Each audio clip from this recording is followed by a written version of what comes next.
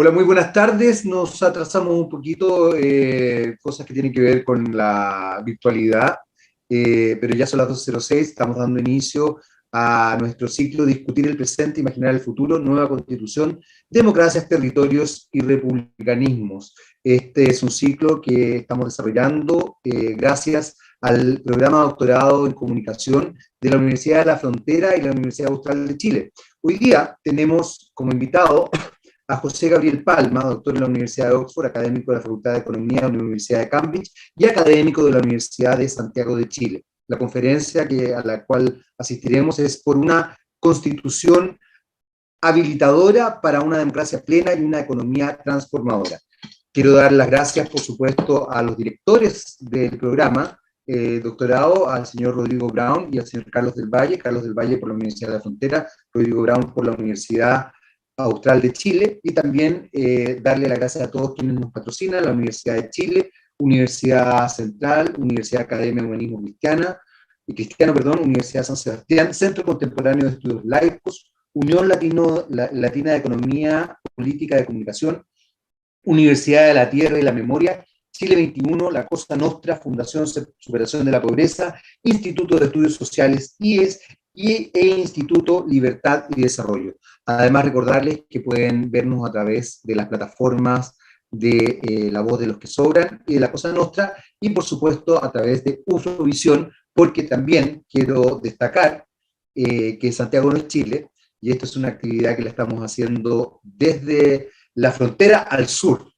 Y Ufrovisión en ese sentido cumple un rol tremendamente importante para nosotros, por eso también quiero destacarlos a ellos, ya que nos permite estar con ustedes, insisto, desde la frontera al sur, o sea, desde el Biobío, desde ahí, de Conce, al sur. Nosotros estamos al norte, como se dice. Don José Gabriel Palma, muy bienvenido, muchas gracias por acompañarnos el día de hoy. Y bueno, demos el inicio a este conversatorio y a esta exposición también, para que después podamos ir ahí desarrollando algunos temas en la medida que se pueda dar en nuestra conversación. Muchas gracias por la invitación. Y es siempre importante conversar estos temas tan fundamentales como lo de la Constitución hoy día en Chile, más aún después de lo que pasó el domingo. Lo que quiero conversar es básicamente una idea central que para mí es, en lo económico, la idea fundamental respecto a la nueva Constitución.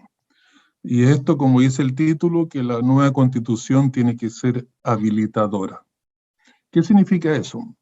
Que tiene que ser una Constitución que genere espacios para que dentro de ella quepan varios modelos de desarrollo. O sea, que no sea una Constitución que se case con un modelo de desarrollo y genere, como la actual, leyes de amarre para que hacer difícil, sino imposible, la aplicación de modelos de desarrollo de los cuales uno puede estar en desacuerdo. No es que yo no quiera que el modelo de desarrollo que yo estoy a favor no se implemente en Chile, y que ojalá los que creo que son no aptos para nuestra realidad, ojalá que no se apliquen. Pero yo creo que es fundamental que exista el espacio para que quepan distintos modelos de desarrollo dentro de esa Constitución. Y eso lo digo por dos tipos de razones que son distintas, muy diferentes, pero que se complementan.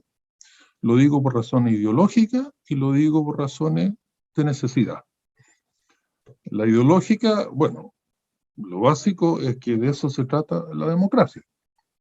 O sea, una mayoría de hoy día no puede amarrar o hacer difícil a mayorías del día de mañana hacer lo que ellos fueron democráticamente elegidos para hacer. Eso es la definición de democracia. Y por lo tanto, lo que no necesitamos, y hay que evitarlo al máximo, es que hayan leyes de amarre como se implementaron en la Constitución de Pinochet, que son tan conocidas. Y dentro de las leyes de amarre hay cosas que a veces uno se olvida que fueron parte de las leyes de amarre, como por ejemplo esta creación de instituciones de supravigilancia. El Banco Central es una. Hoy día en Chile casi se acepta que la independencia del Banco Central es algo que en teoría económica es fundamental, que es lo único que... El Banco Central, su rol es ser una institución de supravigilancia. Esto es, cuando se implementen modelos de desarrollo, los cuales el tipo de persona que va a estar a cargo del Banco Central estén en contra, ellos la boicoteen, ellos la hagan difícil, ellos le pongan el rango dentro del cual se pueden mover otros modelos de desarrollo. Igual fue la Comisión Nacional de Educación, la Comisión Nacional de Televisión y todo el resto de esas instituciones supravigilancia que generaron las leyes de amarre, y que la concertación no solo la aceptó, sino que puso la única condición que se cuotearan los puestos dentro de esas organizaciones de supravigilancia. Entonces se cuotearon los directores del Banco Central en el binomial, en ese sistema bipolar de que había solamente dos grupos económicos que se alternaban en este tipo de cosas, y se olvidaron y se dejaron ahí con tal que estuvieran cuoteadas mitad y mitad, básicamente pasaron casi al olvido de cuál era su naturaleza real de funcionamiento, para qué estaban ahí. Ahora, esto no es algo nuevo, esto no es que los Chicago Boys lo inventaron, esto no es algo que inventó la dictadura, o sea, esto es una tradición que viene dentro del neoliberalismo muy anterior a eso. Y la persona más, si alguien quiere meterse en la lógica detrás de esto, la persona obvia que hay que leer es James Buchanan. El trabajo, uno de los temas fundamentales del trabajo de James Buchanan es por qué dentro de una constitución, perdón, dentro de una democracia, tienen que haber límites constitucionales a lo que se puede hacer dentro de esa democracia desde un punto de vista económico. O sea, Buchanan tiene una perspectiva del mundo muy paranoica, o sea, típica del neoliberalismo. Para Buchanan, el mundo se divide entre innovadores y parásitos, entre creadores y repartidores, entre los que generan valor y los que quieren rajuñar parte de ese valor para sí, sin tener ellos mayor contribución a ese valor. Entonces, como los parásitos, los depredadores, los que viven de los que generan lo otro, son siempre mayoría, entonces para Buchanan, él directamente postula que la única forma que una democracia se pueda sostener en ese sentido es que existan cortapisas a nivel constitucional, porque las que se hacen a nivel legislativo son fáciles de cambiar en una democracia, mientras que las que se generan en una democracia con una constitución con leyes de amarre, supramayorías y todo el resto, que para qué decir senadores designados, pero eso ya fue lo que votó la ola, ese fue ya algo que realmente hoy día es casi difícil imaginarse en qué estaban pensando los que aceptaron eso. Pero en fin, eso es parte de ese proyecto. El parte del proyecto de ver el mundo, un mundo bipolar, entre innovadores y los parásitos. Entonces, en ese mundo, claramente hay que darle garantía a los innovadores, la única forma de darle garantía es darle garantías constitucionales. Por lo tanto, lo que se hizo no es que se le ocurrió a alguien de la cabeza, sino la especificidad sí, pero la racionalidad de lo que se hizo, eso es anterior y está muy bien explicado dentro del trabajo de Buchanan, que además escribió específicamente sobre la Constitución chilena. O sea, en ese sentido tuvo mucho más influencia Buchanan que Friedman, sin duda, en eso.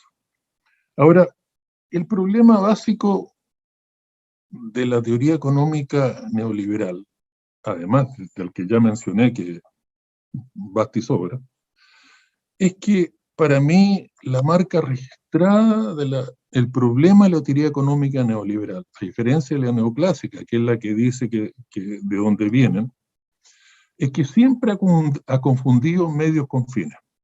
O sea, una cosa son las políticas económicas, apertura financiera, la comercial, el rol del Estado, etcétera, etcétera, que son obviamente medios para conseguir otros fines que son superiores, el bienestar social, el crecimiento, el desarrollo, son dos cosas distintas. Uno son los medios para lograrlo y otros son los fines a los cuales uno eh, usa esos medios para lograr esos fines. La teoría económica neoclásica lo que hace es que los da vuelta, transforma medios en fines. La apertura comercial no es un instrumento para hacer que la economía pueda crecer más rápido o mejor o lo que sea. La apertura comercial pasa a ser un fin en sí mismo, sea o no eficiente, sea o no adecuada a un momento histórico específico, a una economía internacional, a un contexto de la economía internacional específico, sea o no lo que nos convenga, hay que hacerlo porque en sí tiene sentido. O sea, se le da valor ontológico a meras políticas económicas. Lo mismo la apertura financiera, para qué decir, la libertad de la gente de hacer fuga a capitales, como estamos viendo hoy día. La libertad del capital para fugarse pasa a ser un bien, un fin en sí mismo. Eso es parte de un valor intrínseco. La apertura financiera deja de ser un mecanismo para financiar la inversión, para manejar bien los ciclos económicos, para lo que sea. No, pasa a ser un fin en sí mismo. Y si estamos abiertos a mercados financieros internacionales en un proceso de locura que no tiene nombre hoy día, da lo mismo. O sea, que esa apertura financiera nos genera una fragilidad interna y un grado de incertidumbre interno muy grande que en lugar de ayudar a la inversión, lo más probable es que la desincentive, da lo mismo.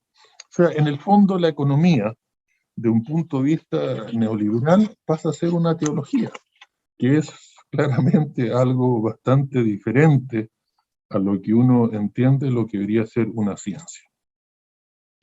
Ahora, aquí también hay que, de un punto de vista ideológico, también hay que entender que esta constitución habilitadora tiene un sentido también en sí mismo, dentro de esa democracia. Y que, como nos dice Darwin, por decirlo más obvio que decir hoy día, vivimos en un entorno cambiante, vivimos en un mundo altamente cambiante. Y en ese mundo, lo que debe hacer una constitución no es obstaculizar, sino facilitar el cambio, hacerlo posible, hacerlo no solo porque es democrático, sino, como ya decía, y voy a volver a eso en unos minutos más, por necesidad. Y porque vivimos en un entorno cambiante, lo que necesitamos es una constitución que facilite el adaptarse al cambio, en lugar que sea una constitución que le ponga obstáculos al cambio, que le ponga trabas al cambio. Porque, por supuesto, el cambio tiene una característica, el cambio evolutivo del que habla Darwin, tiene una característica muy específica que genera incertidumbre en los agentes dominantes. Cualquiera sea la etapa de la evolución que estemos mirando, hay siempre agentes dominantes y el resto. Esos agentes dominantes, cualquier cambio evolutivo hacia adelante o hacia atrás, o donde sea, un cambio, le genera incertidumbre, porque no es tan claro que en la nueva situación favorezca las habilidades y las características que ellos tengan por las cuales llegaron a ser dominantes. Acuérdense, y esto no tiene nada de valórico, simplemente lo que nos dice Darwin es que en un entorno se generan necesidades, que se valoran ciertas habilidades, y los que tienen esas habilidades y esas capacidades para adecuarse mejor a esas necesidades de ese entorno son los que sobresalen. Y por lo tanto, se sobresale dentro de ese entorno. Y si ese entorno cambia, o sea, no es tan difícil entender por qué la oligarquía chilena hoy día es tan reacia al cambio, incluso un cambio dentro de un sistema capitalista, a la diversificación económica, la industrialización del sector exportador. Porque cualquier cosa que mueva, de repente sus especificidades, sus habilidades, pueden pasar a ser no las más adecuadas para la nueva situación. Pero si uno viene al neoliberalismo, la mejor definición del neoliberalismo, que no fue su intención ser definición de neoliberalismo, pero lo que dijo un neoliberal fue que el neoliberalismo era el fin de la historia. O sea, ellos realmente pensaban de que era el fin de la historia. Esto es que era el fin del cambio, el fin de la evolución dentro del punto de vista de la estructura económica, el pensamiento económico, la realidad económica. Que ya íbamos a llegar a un mundo donde no habían contradicciones del tipo hegeliano y por lo tanto era el fin de la historia. Y bueno, el fin de la historia implica entonces que los medios pasan a ser fines, todo el resto. Ahora, ¿qué pasó por eso? Bueno, no es sorprendente de que, como toda la estructura institucional que tenemos hoy día ha estado diseñada para impedir el cambio, mientras ese cambio no era esencial, llamemos los 90, la cosa funcionaba. Pero del momento que ya ese modelo de desarrollo de extractivo, dual, que llamo yo de ese periodo, ya dio lo que podía dar y se agotó y vino la necesidad objetiva de reactualizarlo, de reformularlo, fue no imposible, pero se hizo muy difícil. Y como la concertación y todo tenía en su ADN algo intrínsecamente de timidez de la incertidumbre, no hizo el esfuerzo que había que hacer para cambiar. Y entonces no hay que extrañarse, para seguir con el lenguaje darwiniano, que hoy día nuestra élite empresarial son básicamente fósiles vivientes. Básicamente son agentes que en su momento tuvieron relevancia y tuvieron lo que recuérdense cómo salimos bien de la crisis del 82. La crisis del 82 produjo un desastre económico en Chile que ya es difícil incluso acordarse. O sea, en PIB trimestral, el PIB chileno cayó 20 puntos porcentuales, 20%. Eso es mucho más que Argentina del 2001, que Rusia después de la caída del muro de Berlín, que en las crisis que tenemos números, es difícil encontrar otra peor que él. El desempleo subió al 30%, 50% de la población cayó bajo el nivel de pobreza.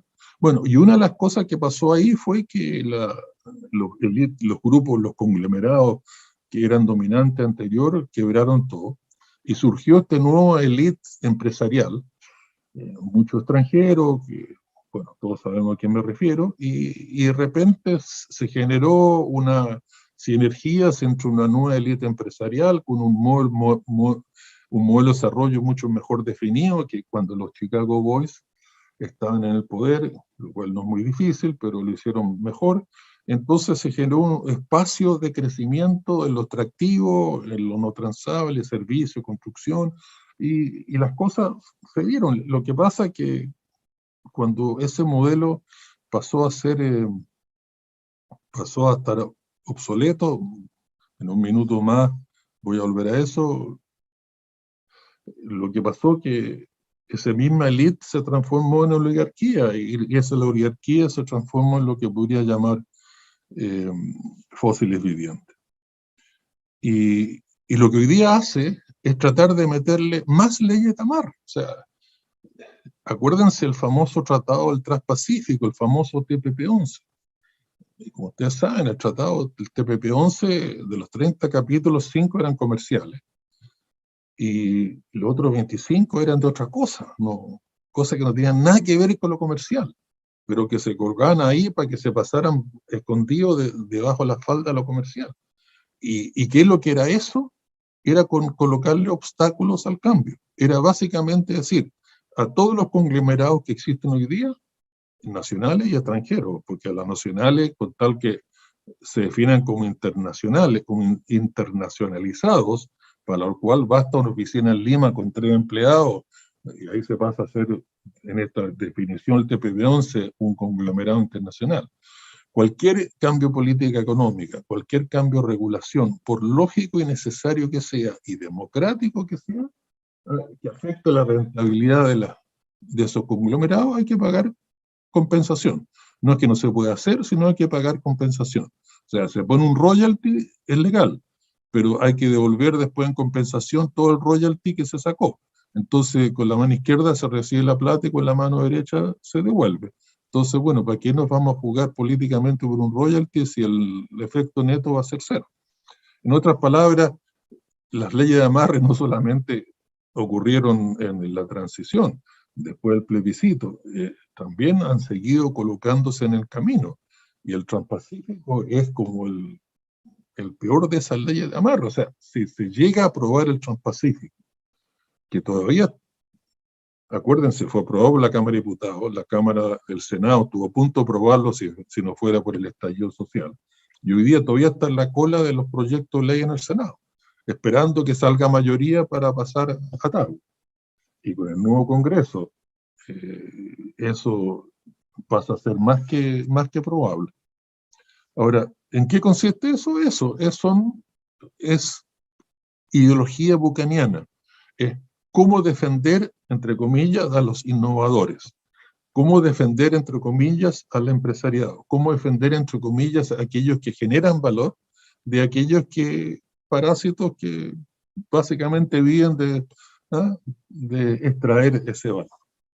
Entonces, una constitución habilitadora tiene que ser muy específica en 2 cosas. Una, en no ser de ese tipo, pero otra, en colocarle obstáculos para que los cambios futuros sean de ese tipo. O sea, tiene que hacer las 2 cosas. Generar espacios y generar dificultades para que esos espacios se cierren. Tienen que seguir existiendo. En ese sentido, lo fundamental, y aquí la ironía, es que lo que menos que entienden lo que es el capitalismo son los neoliberales. O sea, todo esto de colocar cortapisas al cambio es la antítesis de lo que es una economía capitalista, la antítesis de Adam Smith, es la antítesis de todos los pensamientos liberales. Porque básicamente el secreto del capitalismo es su dinamismo, es cómo genera cambio. Eso es lo que hace la competencia.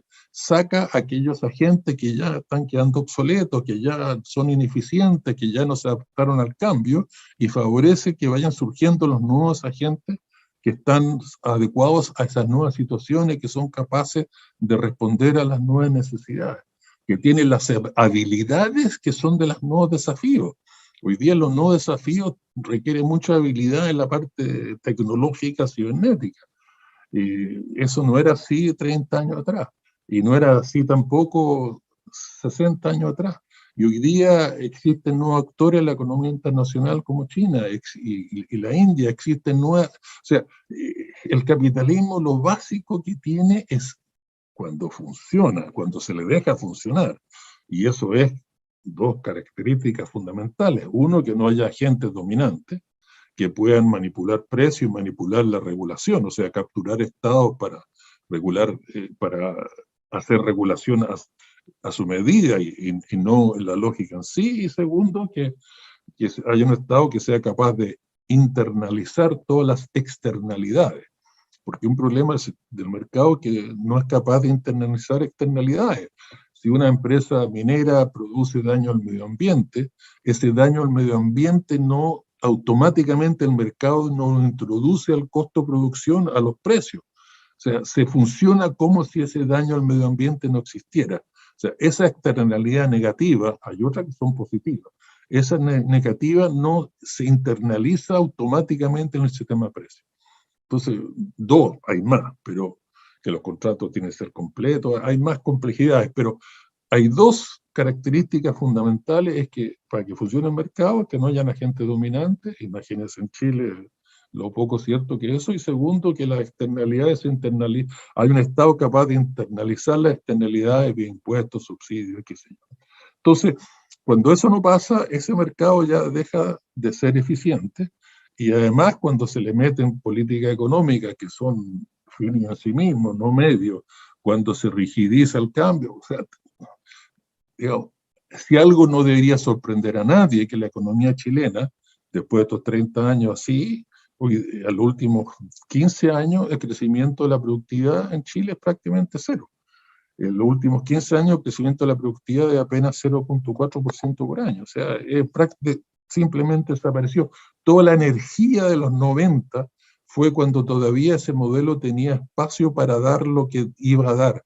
Pero el momento que ya dejó de darlo, que era el momento del cambio, era el momento de la reactualización, de la diversificación económica, de pasar de lo extractivo a la industrialización de la materia prima, era digitalizar los servicios, era transformar lo verde de problema en solución, cómo generar lo verde en un nuevo motor de crecimiento de la productividad. La transformación de la energía limpia y renovable, la agricultura orgánica, la piscicultura, algo que no use la cantidad de antibióticos que usa, como ustedes saben. Un salmón chileno puede tener hasta 1.400 veces más antibióticos que uno noruego, que menos mal que el que como yo aquí, porque uno de los grandes, pregúntale a cualquier biólogo médico y le dice que uno de los grandes sustos que hay en este minuto es que estamos cada día más transformando por exceso consumo antibiótico. Los nuevos bichos se hacen cada día más inmunes a esos antibióticos.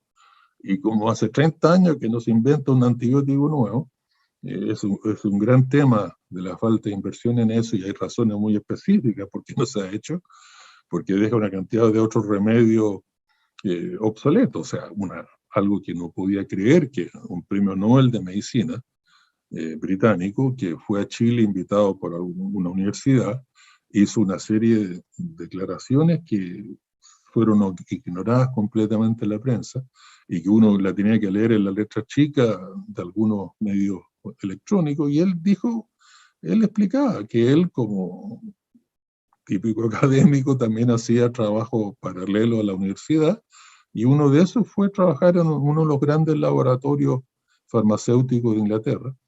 Y en el momento que él trabajaba, hubieron 2 o 3 descubrimientos interesantes, y se empezó a desarrollar un nuevo antibiótico.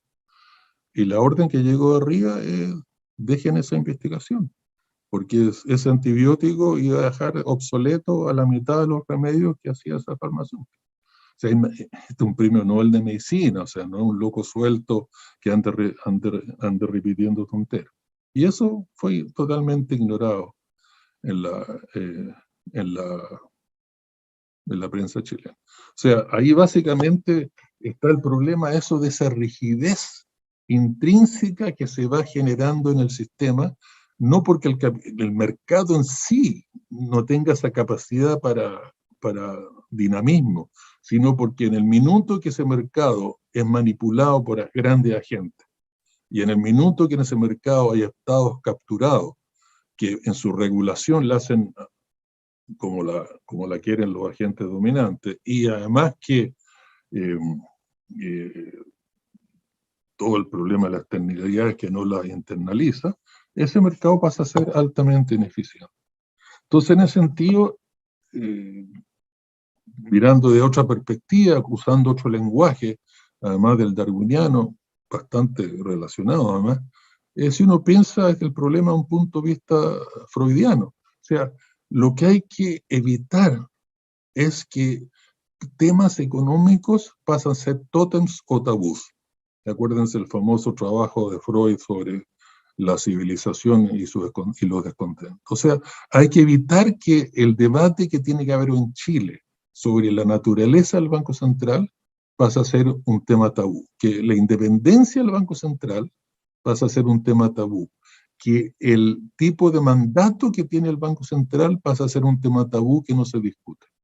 sea, como ustedes saben, en el mundo hay bancos centrales con muchos grados de independencia. El grado de independencia del Banco Central chileno es distinto del Banco Central norteamericano, el Fed. Y no es que el Fed, Estados Unidos, no es un país tan dramáticamente progresista. Y el mandato del Banco Central chileno, que tiene un solo mandato, lo monetario.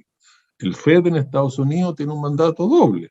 Tiene que compatibilizar lo monetario con el crecimiento. La parte monetaria con la parte real.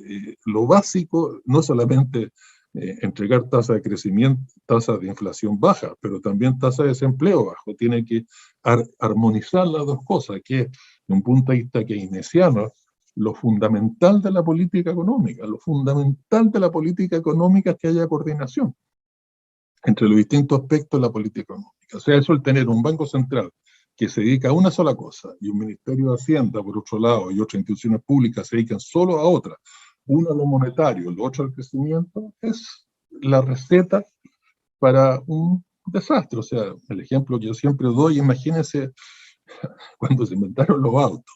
Era obvio que se inventaron en que hubiera solo un conductor, que maneja el manubrio, el freno, el embriague, la caja de cambio. Y si a usted no le gusta el chofer, bueno, cambia el chofer, pero el nuevo chofer también se hace cargo de todo. Imagínese un auto en que hay un banco central que hace el freno, hay un Ministerio de Hacienda que hace el acelerador, hay otro que tiene la caja de cambio, hay otro que maneja el embriague, o sea, o el manubrio. O sea, imagínese ese auto. O sea, bueno, en economía es lo mismo. O sea, o tenemos, y para eso existe la democracia, con gobierno con periodo presidencial, y si a usted no le gusta ese régimen, bueno, cambia al régimen, pero no obstaculice que el que está ahí pueda hacer lo que necesita hacer para que su modelo de desarrollo, su estrategia de desarrollo sea la que funcione, porque ahí lo básico es que haya coordinación dentro de esa lógica. Y si no le gusta la lógica, bueno, cambia el gobierno, pero no obstruya esa lógica. O sea, basta de los tótems y basta de los tabús. Ahora, y el segundo punto, porque el tiempo avanza, es esto, que la Constitución tiene que ser habilitadora también por necesidad. Es, no solamente por ideología, sino muy específicamente por necesidad. Y como ya decía, vivimos en un mundo altamente incierto, altamente cambiante, y por lo tanto desarrollar obstáculos, adaptarse al cambio, no tiene absolutamente ningún sentido. O sea, imagínense la cosa tecnológica, imagínense, o sea, no hay semana que el desarrollo tecnológico no nos saque, no nos sorprenda. Y bueno, eso va cambiando la forma que se hacen las cosas, y va cambiando la forma, y además, acuérdense, Darwin, va cambiando cuáles son las habilidades que tienen que tener los agentes que están arriba. Y por lo tanto, que los agentes están arriba se rigidicen y quedan para entornos en el cual sus habilidades no son las adecuadas, eso es la definición de ineficiencia económica. Entonces, o sea, como les decía, o sea, el crecimiento económico, el crecimiento de la productividad en Chile se lleva 15 años prácticamente estancado.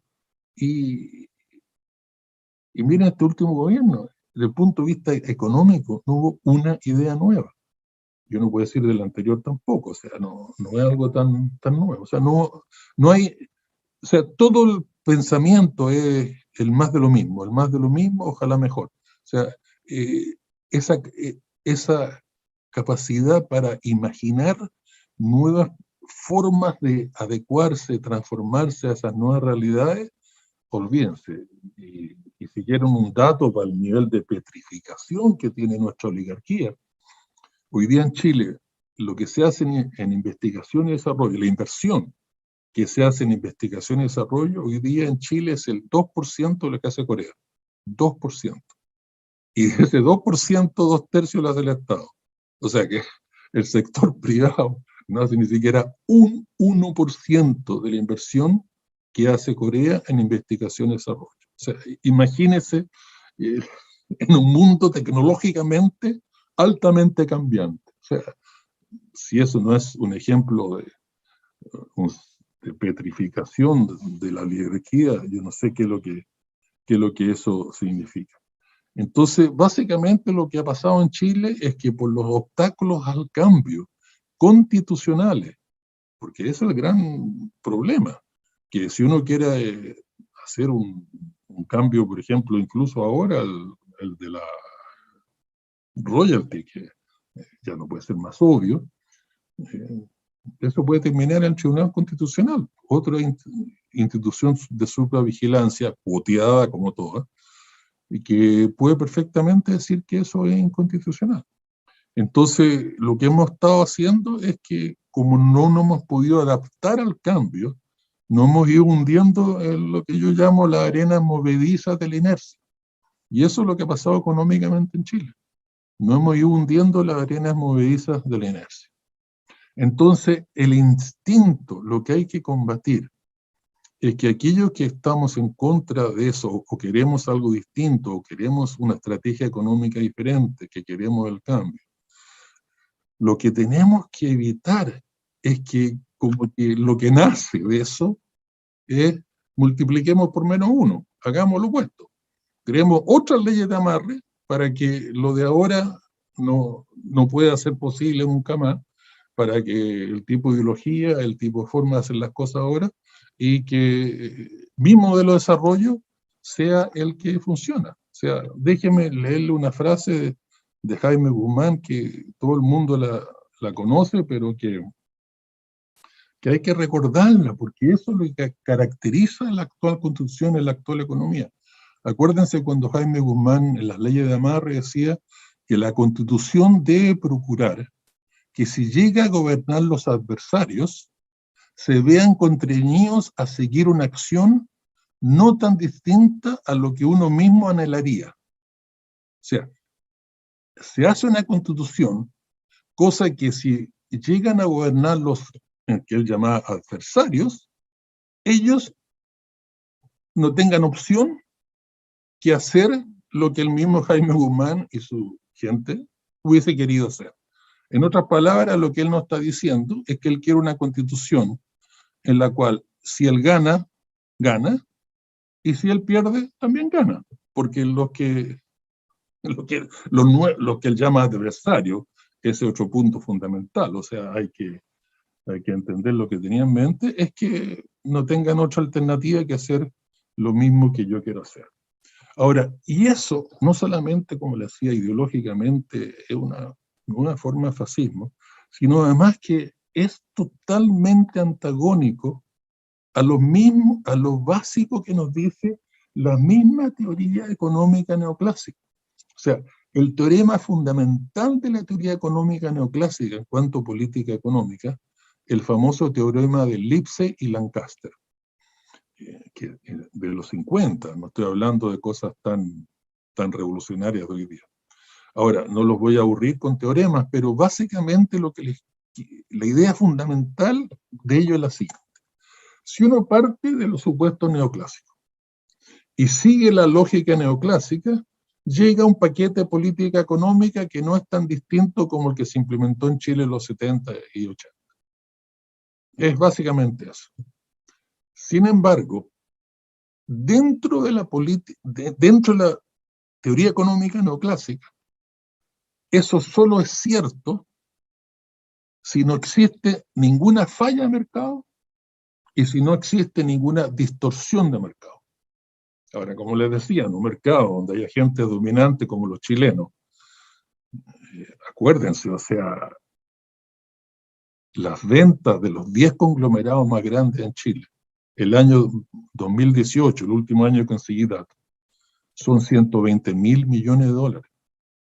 Las ventas de 10 conglomerados llegan a 120.000 millones de dólares, una economía como la chilena, o sea, básicamente controlan todo. O sea, 10 conglomerados tienen el control absoluto de la economía, míresele por donde se le mire. Entonces, eso no solamente pueden distorsionar esa economía a su favor, y no solamente con los carteles de precios, que son los más, digamos, los más llamativos, los más obvios, pero ese nivel de concentración genera toda una concentración artificial de la actividad económica, y toda concentración económica genera renta, pero esas son rentas artificiales. imagínense la capacidad de esos grupitos de capturar al Estado. O sea, acuérdense, la ley de pesca Longueira, o sea, donde se hicieron cuotas pesqueras y se le regalaron a un grupo pequeño de esos conglomerados. Y como Piñera no tenía mayoría en el Parlamento, Piñera 1 no tenía mayoría en el Parlamento, igual que no tuvo en el 2, pero en el 1 tampoco. Esa ley solo pasó por parlamentarios, diputados y después senadores de la concertación que votaron a favor. O sea, es fácil echarle la culpa a lo que Guzmán llamaría el adversario. O sea, parlamentarios de la concertación fueron los que permitieron la ley Longueira. O sea, imagínense la capacidad de captura de esos agentes del Estado, que por correo electrónico, todos sabemos que uno de los gerentes de una de esas pesqueras pauteaba a la presidenta de la Comisión de Pesca del Senado y le decía no solo lo que tiene que ver en la ley, sino le decía lo que ella tenía que decir cuando la prensa le hacía preguntas respecto a la ley. O sea, la pauteaba no solamente en lo que tenía que escribir la ley, la pauteaba en lo que tenía que decir cuando le preguntaran por la ley. Entonces, en ese mercado, donde hay ese tipo de gente capaz de distorsionar las cosas a su favor, lo que dice Lipsy Lancaster es que hay que repensarlo todo. Toda la política económica hay que empezarla nueva. O sea, no es que si hay distorsión en el comercio internacional hay que repensar las tarifas de importación, sino además hay que repensar también la apertura financiera, el rol del Estado. O sea, lo que dice Lipsy Lancaster es que basta que haya una distorsión o una falla de mercado, imagínate la cantidad que hay hoy día, basta que haya una para que todo el paquete de política económica neoclásica, óptimo en el vacío, pase a ser ineficiente en la realidad y haya que repensarlo todo. Famoso teorema del second best, de la segunda mejor alternativa. Entonces, el problema es que el neoliberalismo ni siquiera es consistente con sus propios, digamos, tradición de teoría económica de la cual sigue. O sea, y claro, porque es teología, no es economía. Entonces, cuando hablamos de teología, ahí están los dogmas que pasan a ser los que mandan. Entonces, en ese sentido, lo fundamental de una constitución es que tiene que ser habilitadora, tanto por ideología como por necesidad. Y para terminar, un punto que hay que recalcar, eso no significa que todos los modelos de desarrollo que quepan en la nueva constitución no tengan un piso común. O sea, el ser habilitadora para distintos modelos de desarrollo no significa que todos esos modelos de desarrollo tengan que tener un piso común. Por ejemplo, que los recursos naturales pertenecen a todos los chilenos. Y sea cual sea el modelo de desarrollo, nosotros, todos los chilenos, somos los dueños del agua, somos dueños de las cuotas de pesca, somos dueños del cobre que está en la roca, del litio que está en el salar, somos dueños del agua de las lluvias, del agua de los deshielo. Nosotros somos los dueños de los recursos naturales. Modelo de desarrollo entonces, el modelo de desarrollo que se quiera hacer, claro, si uno que quiere que el Estado lo explote, bueno, que eso sea posible. Si otro quiere que lo haga el mercado, bueno, que sea posible licitar todo eso. Pero si uno se va a regalar, tiene que explicar algo. Segundo, los derechos laborales, por supuesto, que no haya trabajo infantil, que se cumplan los salarios, la regulación en cuanto a salario mínimo. O sea, los derechos laborales igual es algo que no se puede negociar. Un modelo de desarrollo que haya, tiene que haber derechos laborales. Que la cosa del medio ambiente, para decirlo más obvio. O sea, modelo de desarrollo que se haga tiene que respetar el medio ambiente, o sea, esas cosas de vida o muerte, o sea, no es algo que que se puede negociar. O sea, no puede haber una mayoría que decida hacer un modelo de desarrollo que contamina a diestra y siniestra porque la mayoría quiere. O sea, tiene que haber un piso que ese modelo de desarrollo que sea, tiene que tener respeto al medio ambiente. Ahora, ¿cómo se hace eso? Se hace distinto en distintos modelos de desarrollo. Eso es la característica de los distintos modelos de desarrollo. ¿Cómo se implementa eso? Eso es distinto y tiene que caber esas implementaciones dentro del modelo, pero que tiene que haber tiene que haber un respeto al medio ambiente, es obvio, eso es parte del piso. Otro, que no puede ser que las demandas al Estado chileno se puedan dirimir en cortes internacionales. Eso lo hace el TPP.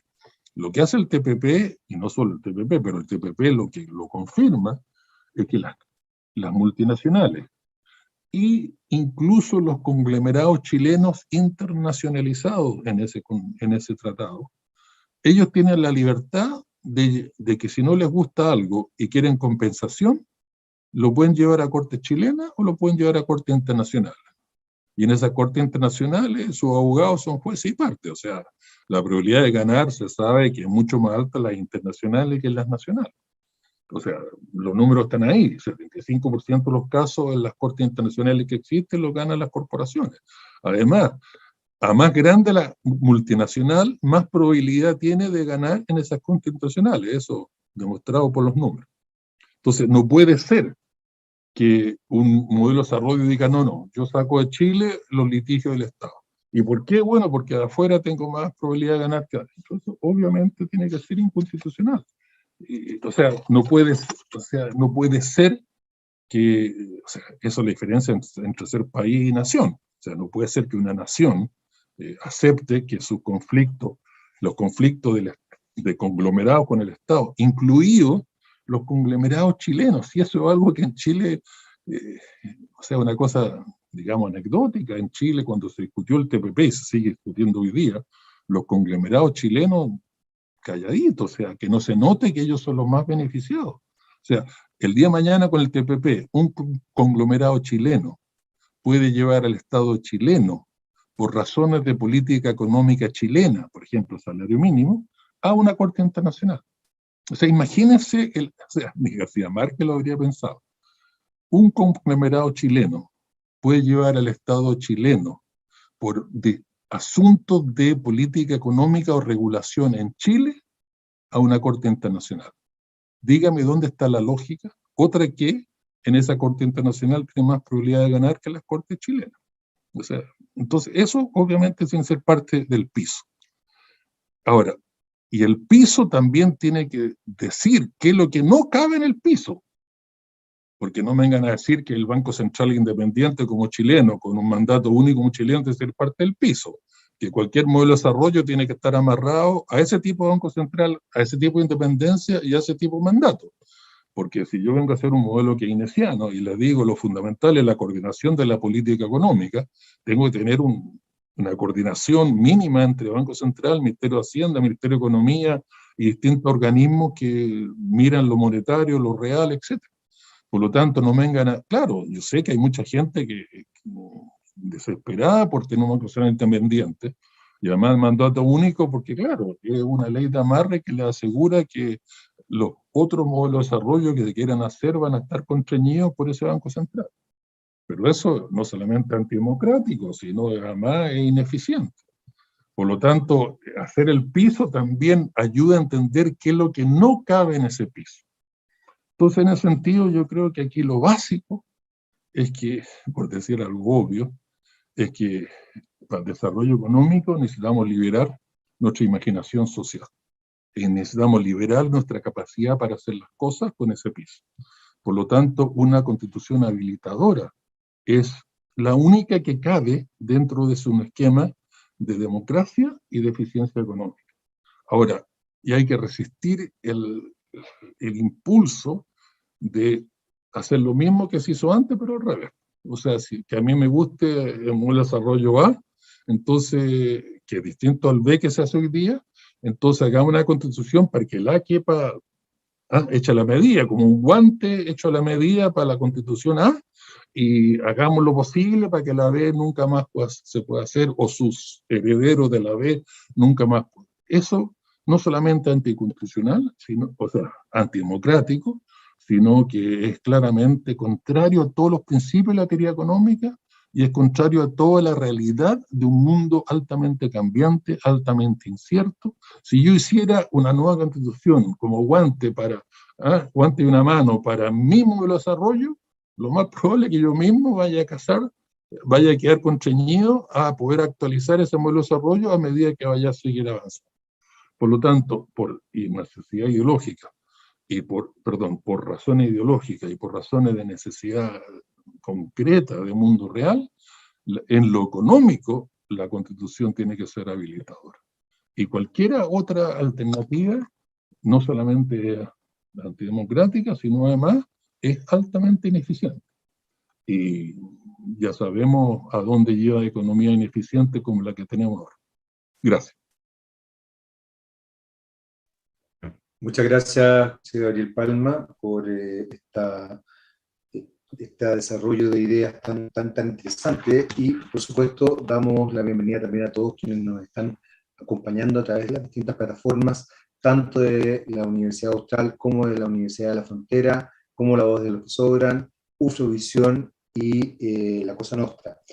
Hay un elemento, José Gabriel, que es muy interesante dentro de lo que planteas y que tiene que ver con los aspectos culturales paradigmáticos, cuando hablas también de cómo se genera organizaciones, en definitiva, que establecen dinámicas culturales que permean la forma de ver también esto.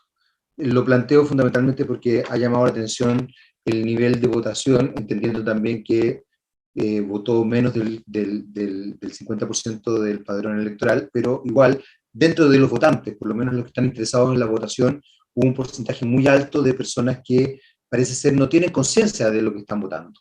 Tú mencionabas algunas organizaciones que se establecen de manera muy clara, Banco Central, Tribunal Constitucional, Consejo Nacional de Televisión, que por vía cuoteo aparentemente se conjugan como una dinámica democrática, pero sin embargo, y tú también lo mencionaste varias veces, sigue cristalizando la forma de ver el mundo, siguen manteniendo, conservando esto. ¿Cómo crees tú que se puede romper esto? Porque efectivamente una constitución que permite la discusión, que permite la interpretación, abre el camino. Pero por otro lado, nos estamos dando cuenta que por lo menos uno de los caminos que se está presentando hoy día es contrario a la Constitución. No hay que olvidar que es un representante del rechazo, que además hay representantes de este mismo partido político en la constituyente que han hecho campaña para el rechazo de la Constitución, que no sabemos, no está ganado 100% el plebiscito de salida, y que en definitiva, como muy bien lo planteaste, Jaime Guzmán, claro, hablaba de adversarios, no hablaba de personas que pensaran distinto, que también lo pudimos ver en el discurso de Kast. Kast claramente, cuando él dice yo voy a gobernar para todos los chilenos, no va a gobernar para todos los chilenos, va a gobernar para los chilenos que piensan como él, no va a gobernar para el Partido Comunista, no va a gobernar para gente de izquierda, no va a gobernar para todos los chilenos. Pero eso es parte del discurso de Jaime Guzmán que se cristaliza. ¿Cómo ves tú este fenómeno desde un punto de vista evidentemente social, pero también económico? Porque hablamos mucho de economía, pero me gustó fuertemente el que metieras el componente cultural acá y que lo desarrollaras. ¿Cómo lo ves? Mientras también ahí ya tenemos, de hecho, algunos, Rodolfo, por ejemplo, va a hacer alguna pregunta, pero primero quiero como profundizar un poquito en esta idea. Mira, has dado el clavo en dos cosas importantes. Una es cómo explicar el bajo porcentaje de gente que vota. O sea, votado por 46% de la población que podía votar. Ahí, por supuesto, como todos estos fenómenos, son fenómenos complejos y de seguro sobredeterminados, por lo tanto ahí, en una conversación rápida, uno tiene que lo único que puede hacer es enumerar componentes que están en la interacción. Pero para mí, lo fundamental es, hay un porcentaje alto de la población que dice votar, ¿y para qué? O sea, si todo va a seguir igual. O sea, llevamos 30 años de más de lo mismo, y donde se intercambian gobiernos de centro-izquierda con gobiernos de derecha, y claro, si uno mira las cosas específicas, no es tanto lo que... O sea, cuando hay una constitución que te amarra al más de lo mismo, y te deja espacios muy pequeños para que reformar eso, entonces claro, no hay nada que incentive además el voto cuando hay alternativas reales. Pero cuando las alternativas no son alternativas reales, sino son alternativas de matices diferentes, o son diferentes en ciertas áreas, pero en lo económico son de una similitud, o sea, el partido transversal que se llama el Partido del Orden, ese grupo transversal de economistas de derecha a centro izquierda que han manejado este país en estos 30 años, o sea, su militancia política es casi algo anecdótico, o sea, de un punto de vista de su posición económica, ¿no? Del punto de vista valórico y de su pasado en la dictadura y todo. No, hoy día en su posición económica,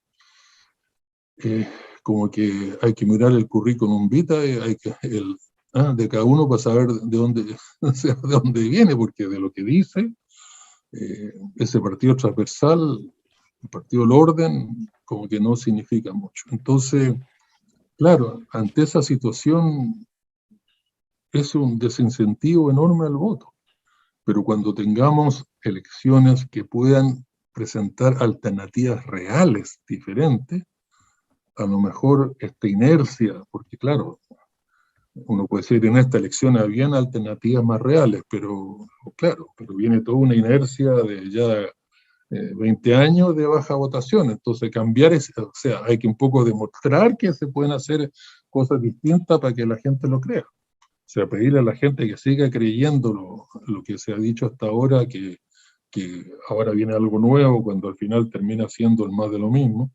Entonces, la falta de incentivo, de estímulo a votar es muy grande. Y lo último que tú dijiste que es importante, que en estos conflictos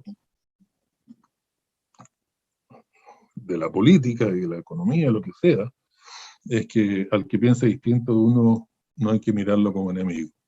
Eso es fundamental para que puedan haber consenso y se pueda seguir avanzando adelante. Mientras si aquí se trata de puro enemigo, la cosa se complica. Bueno, lo dijiste tú en realidad, José Gabriel, porque hablabas de esta idea también neoliberal de los otros. Hay ahí un componente cultural bien potente, incluso, y lo de la palabra a Rodolfo Luce, que después a Mauro, sorprende, por ejemplo, el fenómeno Parisi, pero también sorprende que se lea el fenómeno Parisi como un fenómeno apolítico, cuando claramente Parisi es un representante de la derecha, y también de una derecha bastante conservadora en muchos aspectos. Entonces, algo está pasando ahí desde lo cultural. Don Rodolfo, y después don Mauro. Hola Jaime, buenas tardes. Encantado de saludarlo a cada uno, a cada una de ustedes. Bueno, sí. Primero, bueno, agradecer al profesor Gabriel Palma por su exposición tan clara, tan acertada y tan, de alguna manera, también tranquilizadora para los nuevos procesos que se están viviendo en Chile. Lo interesante es la mirada que él instala respecto a nación y su articulación al mundo, digamos, en materias tan diversas como la economía, por ejemplo, como los derechos laborales o los derechos sociales de la ciudadanía chilena. Y yo también, como estudiante de doctorado en comunicación, también tengo muchas inquietudes respecto a qué sucedería, digamos, si saliera, digamos, un Kast como presidente, en una situación tan polarizada. No sé si se comparte esa opinión conmigo el profesor Palma, pero siento que es una situación muy compleja porque está muy polarizada la ciudadanía. O sea, de hecho estamos entre un blanco y un negro. Y eso es lo que se ha visto, digamos. Y ahora con París negociando, digamos, entre el blanco y el negro a nivel remoto, los nuevos votos. Entonces, da la sensación de que vivimos una estabilidad inestable o realmente una inestabilidad como ciudadanía. Entonces, mi pregunta es entender, por ejemplo, efectivamente, Chile no es una isla, sino más bien está articulada a muchos ámbitos que están siendo analizados a nivel internacional. La pregunta entonces sería, desde la gubernamentalidad, que es la línea que estoy investigando, hacia los migrantes. ¿Cambiaría el escenario si Kast saldría presidente en materia de derechos humanos, en materia de migración? ¿O realmente, como dice la teoría social, es una paradoja, digamos, excluir al inmigrante, en poner tantas trabas a una nueva colonia de inmigrantes en Chile, pero cuando ciertamente son los migrantes los que generan mayores ingresos para el país? ¿El escenario cambiaría, profesor Palma? Esa es la pregunta. Muchísimas gracias. Ya. ¿Contestamos una a una o sumamos otra? ¿Dónde está espérate, no estoy con la señal, se me fue ahí está. No, José Gabriel, vamos una a una, después, Mira, para que no te... Vamos. Lo que pasa, el tema que colocaste, por supuesto, es un tema que podríamos pasar otra hora y media conversando, que el tema de la migración. Además, hace 50 años que viví en Europa, y ustedes saben, aquí el problema de la migración es casi como el eje en torno al cual se mueve una gran parte de la política de estos países. Acuérdense del Brexit, todo el debate fue sobre eso. O sea, es de los temas, primero, más reales y segundo, más controversiales que uno se puede imaginar. Y ahí hay que volver un poco a Freud. Habremos avanzado mucho como ser humano, cultural, socialmente, habremos evolucionado mucho, pero en los instintos, el miedo al otro, el miedo a lo diferente, eso seguimos siendo tan primitivo como eran las tribus de la época de la Edad de Piedra. O sea, esa contradicción que también trabaja Freud es algo que tenemos que acordarnos que es parte de nuestro ADN. O sea, esa contradicción en lo que somos capaces de evolucionar culturalmente, socialmente, institucionalmente, económicamente, en muchas áreas, pero que el mundo de los instintos, entre otros, seguimos siendo los mismos que éramos de la edad de piedra. O sea, y en eso una de las características es el miedo al otro. Esa cosa trivial de las tribus, de pequeños grupos humanos, el miedo al que es diferente. El otro tema que es interesante, muy rápido, ya que colocaste el tema de la migración, es que acordemos por qué pasó. O sea, en Chile se abrieron las puertas de migración porque el empresariado se lo pidió al lago. O sea, en Chile, el modelo económico, esto sin meternos mucho al detalle, el modelo económico, la característica fundamental de este modelo económico es que de la recuperación de la crisis 82, 86 en adelante hasta hoy día, el crecimiento, si bien el crecimiento de la productividad ha ido decayendo rápidamente, del 3,9 del 86-98 a 2,1 del 98 al 2008 y 0,4 del 2008 hasta hoy día, y cayendo, el crecimiento del empleo ha sido parejo. Y no solamente ha sido parejo, sino en promedio ha sido el doble crecimiento de la población. Entonces, una economía que genera por un periodo de ese medio siglo, genera una tasa de crecimiento del empleo que es el doble la tasa de crecimiento hoy día de la población, obviamente se acaba ese nicho del mercado del trabajo, que es el nicho del trabajo barato. Empieza a escasear el trabajo barato, en general con poca habilidad, y por fuerza de mercado, esa escasez de mano de obra empieza a subir los salarios. Y en una economía sin crecimiento de la productividad, que empiezan a subir los salarios, afecta inmediatamente la tasa de rentabilidad. O sea, un crecimiento de los salarios perfectamente absorbible en una economía de tasa de crecimiento alto. Digamos, la asiática, Corea no tiene problema con su crecimiento de los salarios, Singapur o Taiwán, Hong Kong, porque, bueno, el crecimiento de la productividad claramente, acordémonos que el costo laboral por unidad de producto es salario dividido por productividad.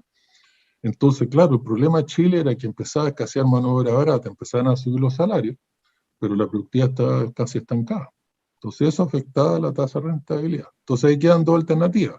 o había que rehacer la reingeniería del modelo, que fue lo que hicieron los países desarrollados. O sea, si uno mira en todos los países desarrollados, especialmente Europa, que Estados Unidos ha tenido alta migración históricamente, pero en Europa, lo que tenemos es que si uno mira cuándo se pusieron las pilas y se pusieron a crecer rápido esta economía, si uno mira para atrás, la cosa común es que empezaron a crecer rápido el día que se acabó la mano de obra barata. El día que se acabó la mano de obra barata, hubo que empezar, y subieron los salarios por fuerza de mercado, no por regulación, sino por fuerza de mercado, hubo que subir la productividad, porque era la única forma de pagar esos salarios. ¿Y cómo se sube la productividad? Con mayor inversión, con mayor cambio tecnológico. O sea, hay que ponerse las pilas. Claro, entonces allí vino el desafío en Chile, que era fundamental, de que se empezaba a acabar la mano de obra barata y había que empezar entonces a subir productividad, a rehacer la decadencia de la productividad. Entonces, bueno, la alternativa era abrir inmigración y rellenar ese nicho del mercado del trabajo, que es el trabajo barato. Y se optó por eso. O sea, Lagos, que después Bachelet, etcétera, escucharon al empresariado y además que ellos ideológicamente no tenían problemas, digamos, de los que tiene muchos grupos xenofóbicos. Y entonces, ¿cuál es el problema? Abrieron la inmigración. Ahora, cualquiera haya sido la razón por la que se hizo, ya se hizo. O sea, hoy día claramente, es decir, si nos movemos hacia una sociedad xenofóbica, y yo lo veo aquí en Europa, no solamente en el país que vivo, sino piensen en Francia con el Frente A, el Le Pen, y piensen en Austria, los grupos neofascistas en Alemania, lo que pasa en los Países Bajos. O sea, estamos entrando a una sociedad que es una fractura en la cosa xenofobia que la hace no solamente casi invivible, sino además que eso permea a todos los niveles de la sociedad. Por lo tanto, algo fundamental de la nueva Constitución es que no puede colocarle trabas a la integración de los grupos migrantes. O sea, una cosa es la política migratoria, que eso no es parte de la Constitución, eso es parte del modelo de desarrollo, el modelo cultural, lo que uno quiera, y eso tiene que ser parte de la legislación, y nuevos gobiernos tienen que tener capacidad de cambiar esa legislación.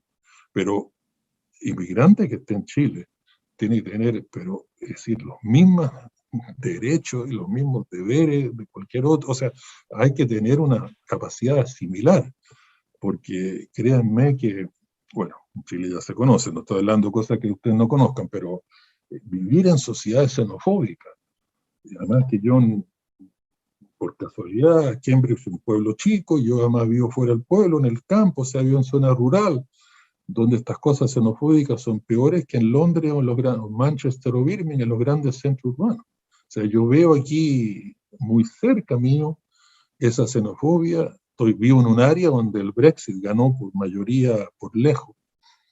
Y es algo que es realmente tétrico. O sea, como seres humanos podemos tener ese pánico y esa reacción de piel respecto del otro, del que es diferente, cuando las diferencias son detalles absolutamente irrelevantes desde el punto de vista de nuestra naturaleza humana. Por lo tanto, es un temazo, pero claramente no tenemos más tiempo para seguir ahí, para dejar espacio a otras preguntas. Muchas gracias, José Gabriel. Mauro. Sí. Bueno, junto con agradecer, José Gabriel, que esté con nosotros, tengo una pregunta que tiene algunas dimensiones técnicas, pero bueno, ahí voy a quedar muy sujeto a las correcciones que tú me vayas haciendo en el marco de mi desarrollo. Ciertamente en la data me puedo equivocar, puedo arrojar seco, así que ahí tú me puedes ciertamente ir ordenando. Mira, ocurre que el año 2019, en el contexto del estallido chileno, el denominado medialmente estallido, intentamos desde la H hacer un estudio para medir la microempresa en Chile, ¿ya? La pyme como la unidad de sobrevivencia, la que va de 1 a 10 en términos de trabajadores. Está la pequeña, la mediana de 11 a 50 y la grande, que es muy difusa en la métrica por corte de trabajadores, 50 a 100, 50 a 120, y numéricamente, no en UF, ¿ya? Son distintos los desgloses que hay también en América Latina. El punto es que uno de los datos que teníamos ahí, año 2019, a partir de un estudio longitudinal del Ministerio de Economía, era que contra formulario 22, el Ministerio de Economía determinaba por descarte, ¿ya?, que hay un 48% de masa informal, ¿ya? No recuerdo, y esto no es menor para nada, si ese 48% está limitado a microempresa como tal, a micropyme, y de ahí ellos derivaban a un expansivo que no recuerdo cuál era el dato.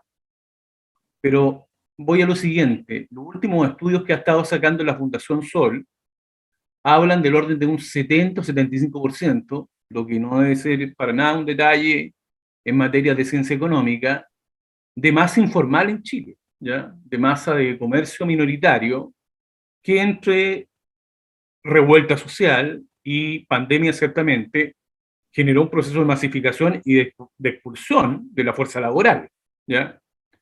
Entonces, voy a hacer ya, porque entonces lo podría preguntar directamente a Kremerman, ¿ya? No sé por qué no lo he hecho, o al Maño Riesco, digamos, pero tú, estas dos dimensiones, a propósito de una constitución habilitadora, de espíritu regulacionista, que restituya cierta matriz en la cobertura de los derechos laborales y sus prácticas de sentido, de subjetividad laboral, etcétera, cómo vincular, digamos, con este otro proceso de extenuante informalidad en una economía de servicio que tú bien has investigado, has estudiado por muchos años, de baja complejidad.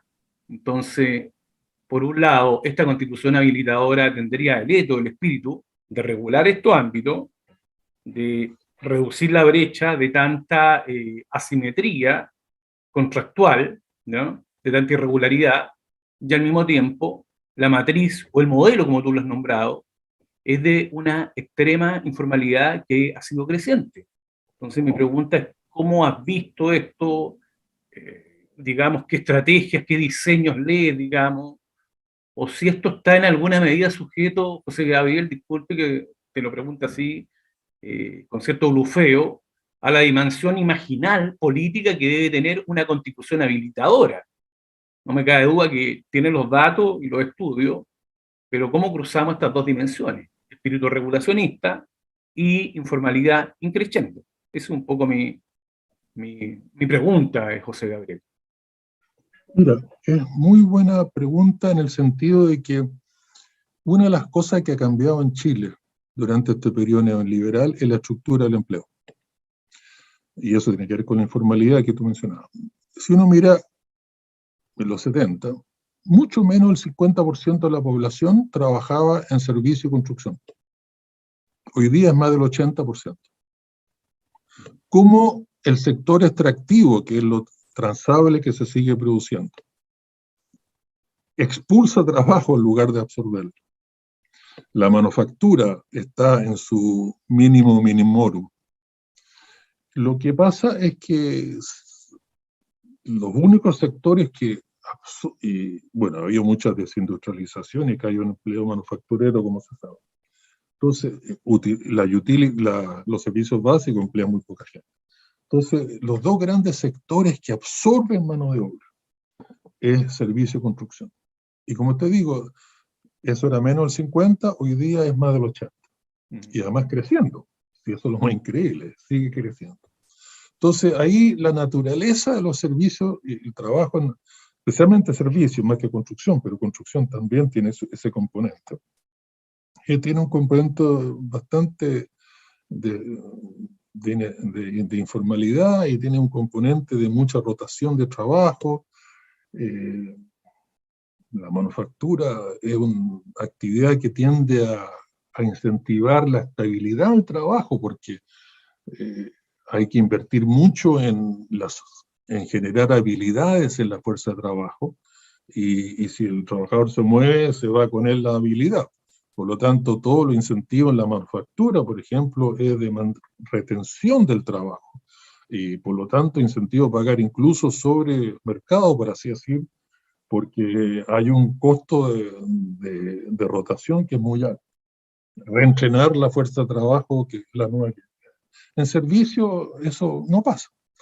Entonces, el servicio, el problema de una economía de servicio y construcción, que eso es menos obvio, pero también es lo mismo, son actividades de muy baja productividad. Y lo peor es que es de muy bajo potencial de crecimiento de la productividad. Entonces, lo que hemos llegado a una economía donde hay un sector extractivo, que es el que generaba, porque ya no lo hace más, generaba todo el crecimiento de la productividad, o sea, el crecimiento de la productividad del sector extractivo en Chile, desde el periodo anterior, por ahí por el principio Frei Montalva, esto no empezó con la dictadura, pero el periodo Frei Montalva, hasta más o menos los 2000, 2005, ese crecimiento de la productividad fue 5,5%. Desde ahí hasta hoy día es 1%. O sea, el gran motor de crecimiento de la productividad se estancó, se desaceleró, llegando hoy día casi al estancamiento, y por eso que la economía productiva no crece. Pero por otro, sector servicio de construcción cada vez se sobredimensiona más. Y eso, el crecimiento de la productividad es mínimo, casi cero, pero sí alto crecimiento del empleo. Entonces lo que tenemos es que, como hemos cambiado la estructura laboral del país, por supuesto, el grado de informalidad ha cambiado junto a eso. Ahora, parte de la razón por qué hay que tener una constitución habilitadora es porque pasan fenómenos como ese. De repente la estructura laboral cambia radicalmente, y si el día de mañana, ojalá, volvemos a un proceso de industrialización fuerte, industrializamos las materias primas, los insumos para los extractivos, y nos ponemos las pilas como los asiáticos en eso y empezamos a crecer y nos ponemos serios otra vez en cuanto a crecimiento, bueno, la estructura laboral va a volver a cambiar. Entonces, por eso hay que tener constitución habilitadora, pero con un piso muy claro. O sea, los derechos laborales son los derechos laborales básicos, porque el problema de la informalidad es que es muy contradictorio. O sea, mano de obra informal a lo mejor tiene más creatividad, tiene más capacidad de generar nuevas habilidades, tiene, de alguna forma, si uno piensa en un capitalismo puro, la informalidad laboral no es tan mala, pero si uno mira en el mundo real, con agentes dominantes, etcétera, claro, la informalidad es la receta para el abuso. Por lo tanto, si bien la informalidad puede tender para un lado, se necesita una regulación laboral incluso más clara cuando hay mucha informalidad, porque es la receta para el abuso. Entonces, en ese sentido,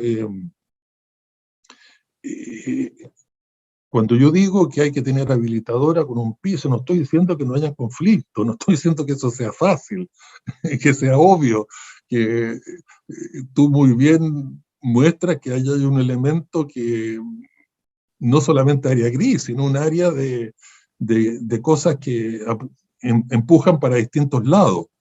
Entonces, ¿cómo buscar ahí esos equilibrios? Eso, bueno, eso es el desafío de la política. Eso ya no cae dentro de eso cae en el ámbito de lo político. O sea, esa capacidad de solucionar esos conflictos, esas tendencias disímiles que generan fenómenos como eso. Por lo tanto, el tema que sacaste ya no puede ser más relevante para nuestra realidad. ¿Puedo, Jaime, hacer una...? Por supuesto.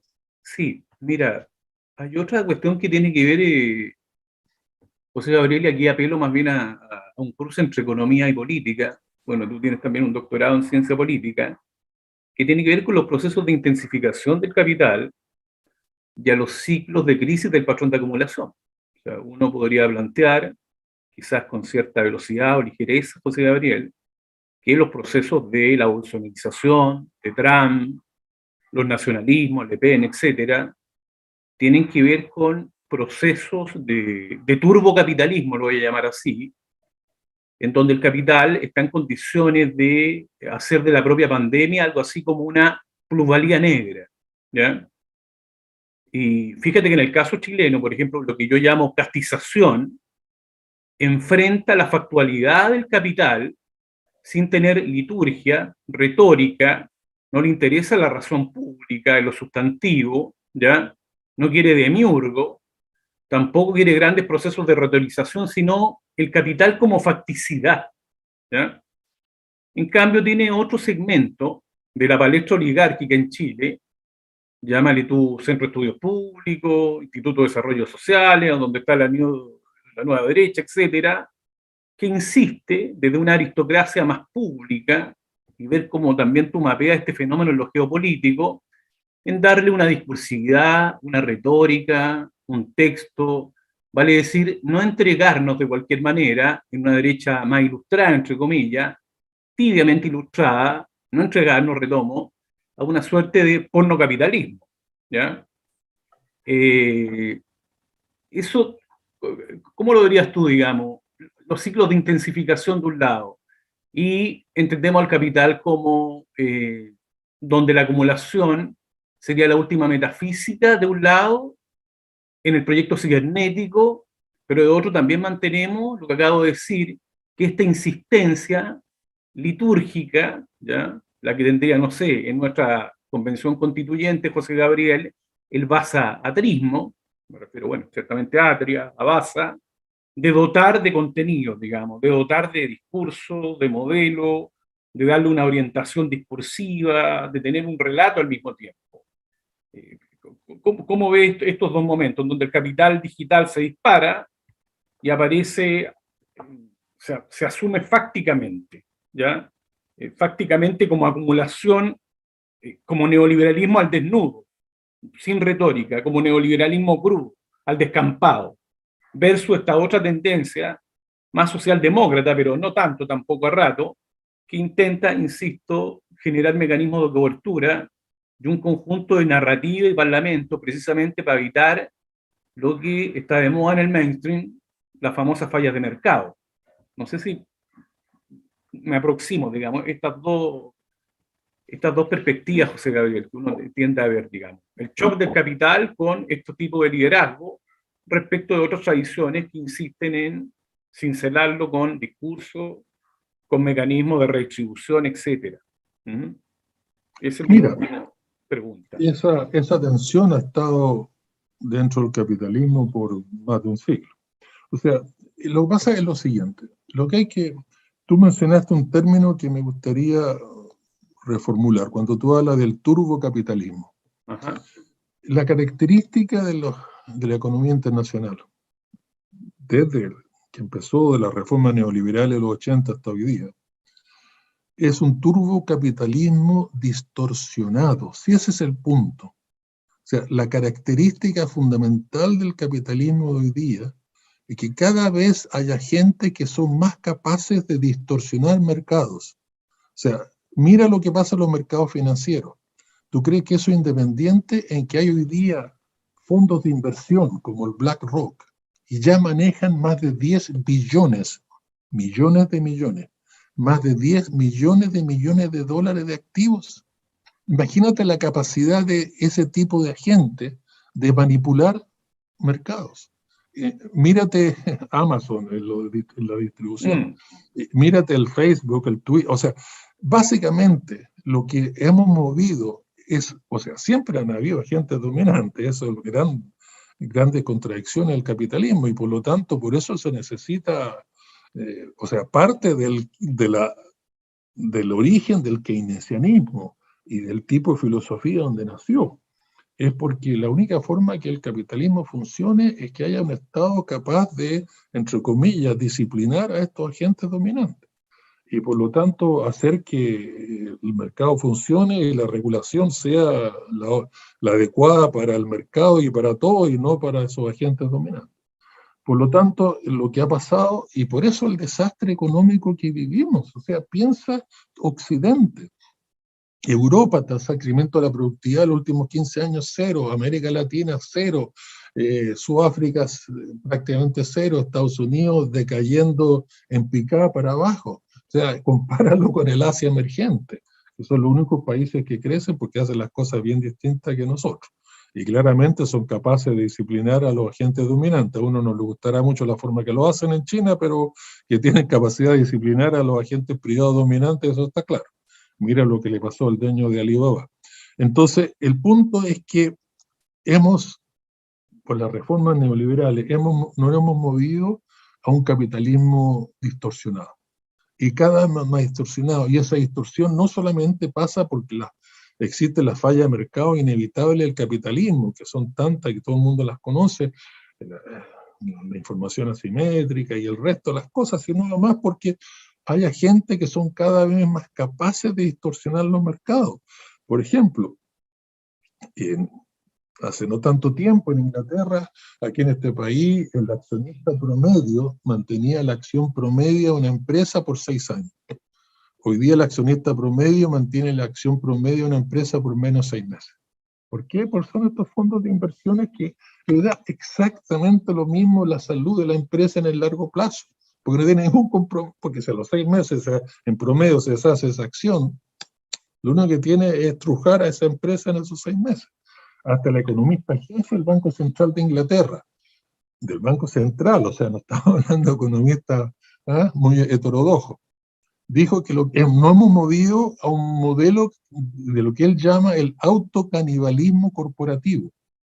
Estos accionistas voraces, lo único que quieren es extraer de la empresa, los conglomerados donde ellos se meten, no solamente su rentabilidad, sino también a desinvertir en esas conglomerados, vender activos, de alguna forma sacar toda la renta de corto plazo que necesitan o que quieren, y después se deshacen de entes altamente ineficientes. O sea, él lo llamó muy adecuadamente el modelo del autocanibalismo corporativo.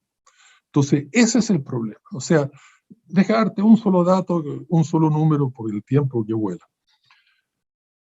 Si hoy día en Estados Unidos, el 1%, si Estados Unidos fuera el mismo que hoy día, pero el 1% de la población más rica ganara como porcentaje del ingreso lo mismo que ganaba cuando Reagan fue elegido, ganaría $2 billones menos de lo que gana. 2 millones de dólares menos que lo que gana. Estamos hablando 8 veces la economía chilena. Eso es el extra. Estamos hablando mucho más que el PIB de Brasil. O sea, ese 1%, por muy grande que sea Estados Unidos, el 1% es medio chico. El extra que gana, no lo que gana, sino el extra que gana por sobre lo que ganaría si la distribución del ingreso hoy día fuera la misma de Reagan, que no era tan buena para empezar, el extra es más que el PIB de Brasil. Entonces, eso uno dice, bueno, ¿es artificial o de alguna forma corresponde a un nuevo paradigma tecnológico? No, eso es totalmente distorsión de mercado. Ahora, y el otro lado de la medalla que lo hace eso incluso peor, es que en Estados Unidos, si la inversión hoy día, la inversión fuera la misma como porcentaje del PIB, que era cuando Reagan fue elegido, se invertiría $1 billón más de lo que se invierte. 1 billón de millones más de lo que se invierte. Entonces, ¿a qué nos ha llevado este modelito de desregulación con mercados, con agentes dominantes? Es que hoy día el 1% gana 2 billones más e invierte un billón menos. Esa es la combinación perversa. Ese es el cóctel perfecto para el desastre del crecimiento. O sea, a nadie le debería extrañar. ¿Sería una fase pochumpeteriana esa? No, mira, si aquí el problema es que no es que no haya cambio tecnológico e innovación. O sea, en Estados Unidos, piensa en Silicon Valley. Lo que pasa es que hay agentes dominantes que son capaces de extraer todas esas rentas que van generando esos agentes innovadores. Porque, claro, o sea, los que salieron primero son los que piensa el Windows, el Apple, los originales, pero los nuevos les cuesta, o sea, lo único que hace Facebook es ahogar cualquier competencia que le puede salir. O sea, eso ya está documentado por un correo electrónico del dueño o el principal accionista de Facebook, que decía a sus operadores: cómprense a Instagram, paguen lo que sea, porque es nuestro único competidor. Y eso en Estados Unidos es ilegal. O sea, no es ilegal comprarse a otra empresa, pero es ilegal si la razón por la que uno la compra es para bajar competencia. Y hay un correo electrónico de él que dice eso. cómprese Intragram porque es nuestro único competidor. Entonces lo que pasa ahí es que, bueno, todavía eso está, al fin empezó a moverse lo legal, pero esto pasó hace 10 años y hasta ahora no ha pasado nada, porque allá la legalidad es un poco como la chilena, o sea, se descubre que hay fraude tributario de los grandes conglomerados y la pena es un cursito de ética, o sea, eso no somos los únicos así. Entonces, no es que no haya innovación chumpeteriana, es lo que pasa que cuando salen los Instagram se los compran los otros y los destruyen. Cuando sale el Skype, que fue la gran revolución en la cosa de las comunicaciones, como la que estamos haciendo ahora, Windows se lo compró y lo hizo pedazo. Y, o sea, no es que no haya innovación, no haya chumpeteriana, lo que pasa es que cuando estos agentes dominantes son capaces de, primero, destruir a la competencia que no les gusta y segundo, absorber a la competencia que quieran absorber. Entonces, los grandes, para nada chumpeterianos, viven de adquirir a aquellos que hacen cambios chumpeterianos. ¿Te fijas? Y entonces, al final, es un rentismo, o sea, Chile no es excepción, es un rentismo barato que claramente no es la fórmula para crecer rápido. Ahora, dado que esa es de alguna forma, y aquí, digamos, una de las cosas que yo he escrito mucho es que, y aquí estoy en contradicción no solamente con Adam Smith, sino también con Marx, y de alguna forma con Schumpeter, es que para mí el estado natural del capitalismo es el capitalismo chileno, el norteamericano hoy día, el europeo hoy día. Eso es, si uno deja que siga solo, que funcione desregulado, inevitablemente surgen agentes dominantes que distorsionan los mercados, la falla de mercado se exacerbera. O sea, el capitalismo en sí, por su misma lógica, termina siendo no dinámico. Entonces, la lógica donde viene el keynesianismo y donde viene toda la socialdemocracia y un poco lo que tratamos algunos de hacer en Chile, es que tratemos de, al menos, si es que estamos clavados con eso, de disciplinar, de transformar, de regular ese capitalismo, al menos para disciplinar a los grandes agentes, para regular a favor de la competencia, pero de verdad, no como el Tribunal de la Libre Competencia en Chile, que es como escribí una vez una columna en un diario financiero en Chile, es como un bulldog sin dientes. O sea, entonces, el único capitalismo que funciona es el keynesiano.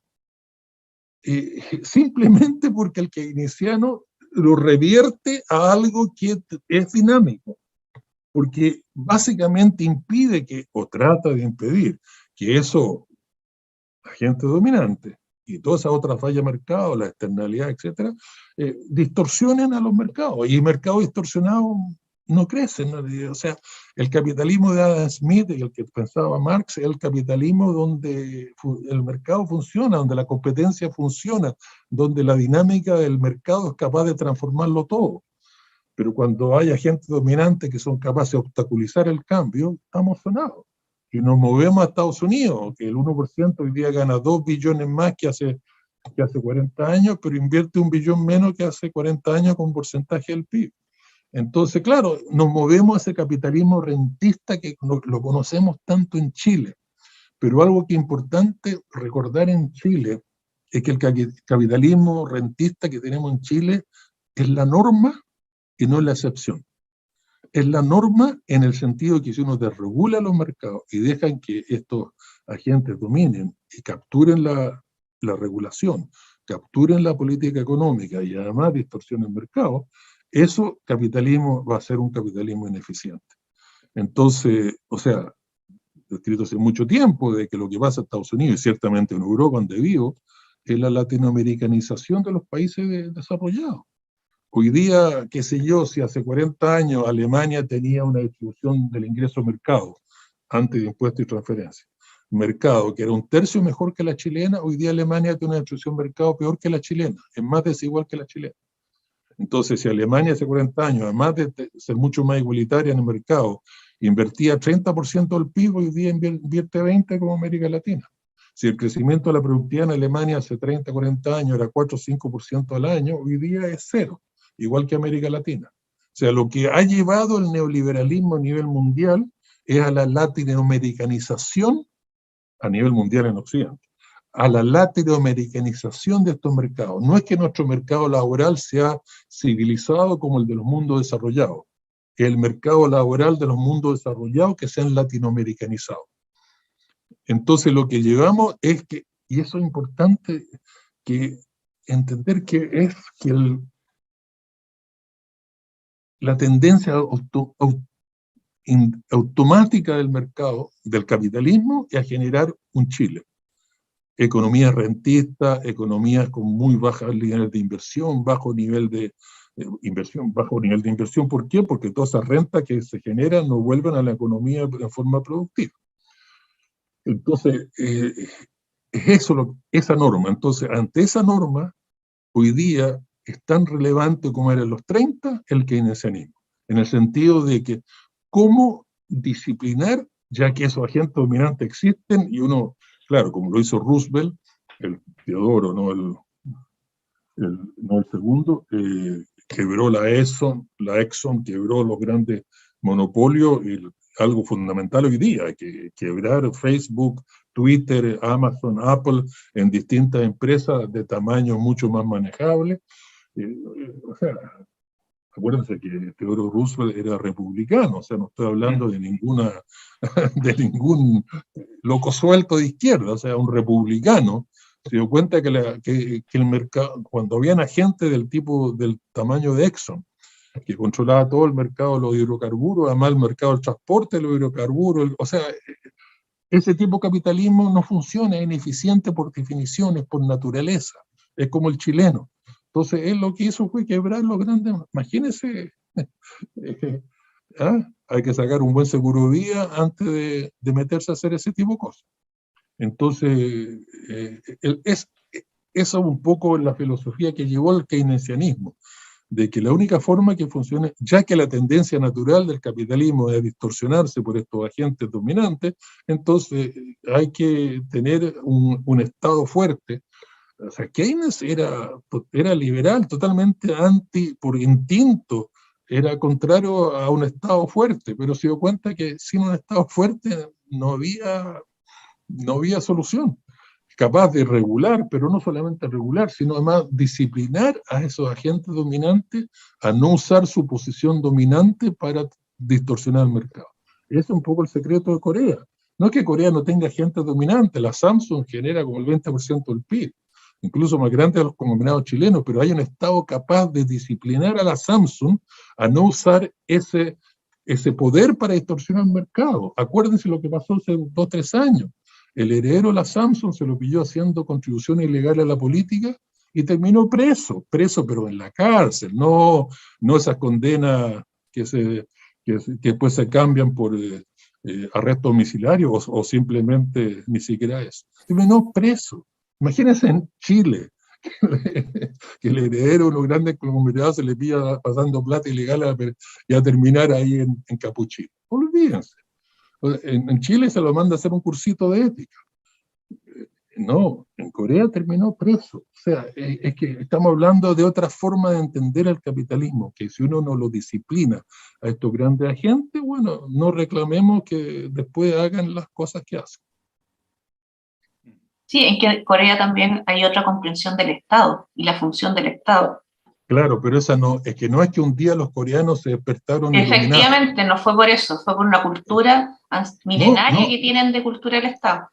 Mira, sí, tú tienes razón, pero hay que tener cuidado con ese argumento, porque yo trabajé por casualidad en Cambridge, un problema que en un momento había mucha escasez de oficinas en la Facultad de Economía. Terminé trabajando por muchos años compartiendo oficina con un alumno mío que después pasó a ser muy famoso, Ha-Joon Chang, que ha estado en Chile varias veces y que es una de las personas que más publican, o sea, que sus libros más se venden en el mundo. Y él desde el principio me decía, mira, tú dale la posibilidad a los conglomerados coreanos de comportarte como los chilenos y se van a comportar como los chilenos. O sea, ahí había una cosa de necesidad. No es que los grandes empresarios coreanos fueran samaritanos, fueran iluminados.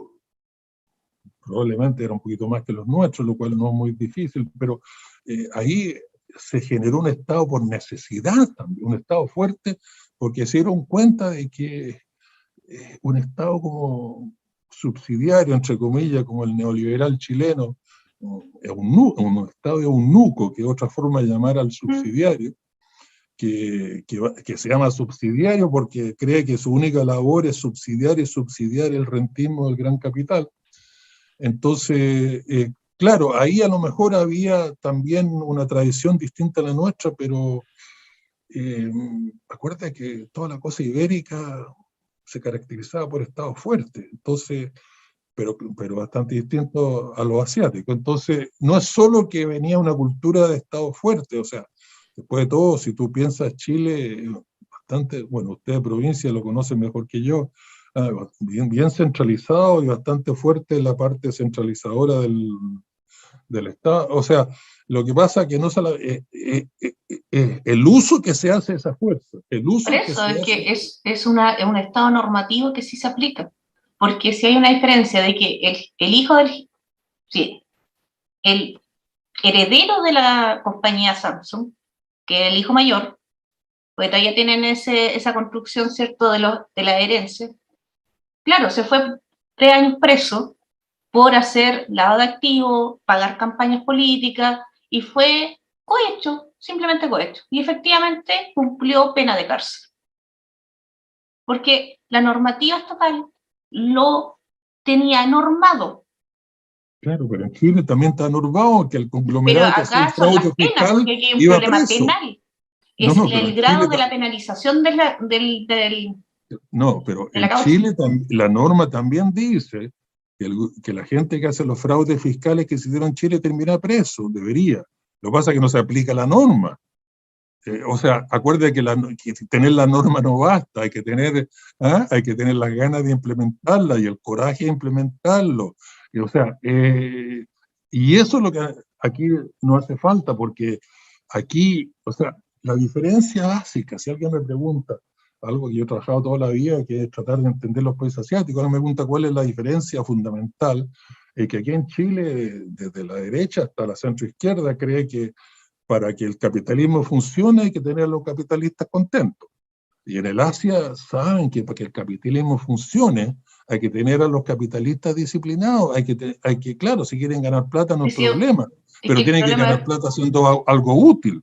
Pero eso, el punto es que, ¿cómo decirte? Yo creo que lo que tú dices es cierto, que hay una cosa cultural, pero es muy fácil sobreestimar eso.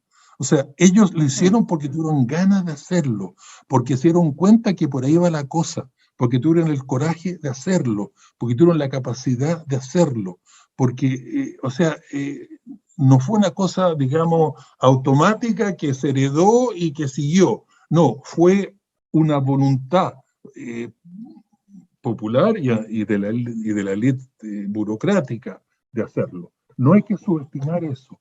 No, aquí en Chile, si la nueva izquierda, o si la nueva, la concertación, etcétera, hubiera tenido ganas de hacerlo, podría haber hecho bastante más de lo que se hizo en esa dirección. Sí. O sea, en ese aspecto, José Gabriel, llevamos, por si acaso les quiero decir, 1:50. Sí. ¿Eso no sería cultural también, a raíz de lo que dice Claudia? ¿No es un aspecto cultural? Mira, es de los grandes temas que vamos a tener el tiempo para meternos. ¿Puedo agregar ahí algo, José Gabriel? Pero yo le tengo susto, perdona, yo tengo susto cuando se habla cultural, como que se piensa que algo pasivo, como que se piensa que, un ejemplo medio tonto, pero que ayuda. Mucha gente así de repente me pregunta, oye, ¿por qué en Europa manejan bien? O sea, mira cómo manejamos en Chile, pero allá manejan bien.